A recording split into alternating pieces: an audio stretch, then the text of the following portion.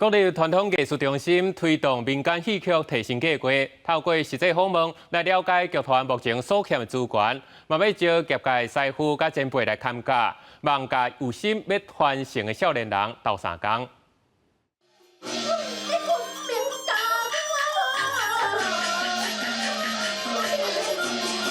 伫台顶演歌仔戏的是1963年成立，点台北搬歌仔戏的方边歌剧团，成立到今已经超过1甲子。现任团长甘祖宪已经是第3代。团长指出，对新一代要传承戏曲的少年辈来讲，上大的挑战是爱甲时间走相约，因为时间在行，顶一演的艺术先辈拢偷偷咧离开。有一寡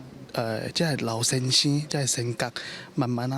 离开啊。那离开了后，这少年人伫咧新的这个时代，较无捡到这艺术。就算少年人有心要传承戏剧，但是面对先辈离开，加上戏班剧团的时间无固定，师资是愈来愈歹找。所以国立传统艺术中心推动民间戏剧剧的提升计划。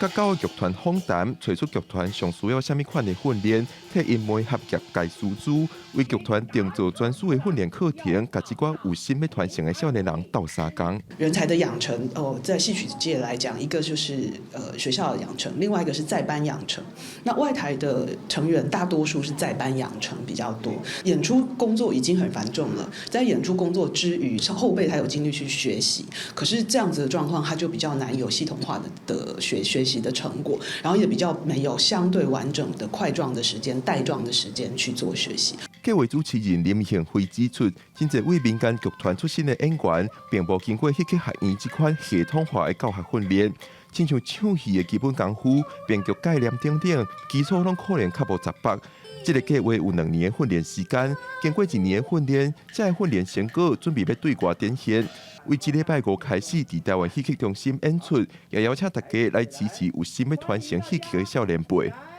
记者林玉凯台北报道。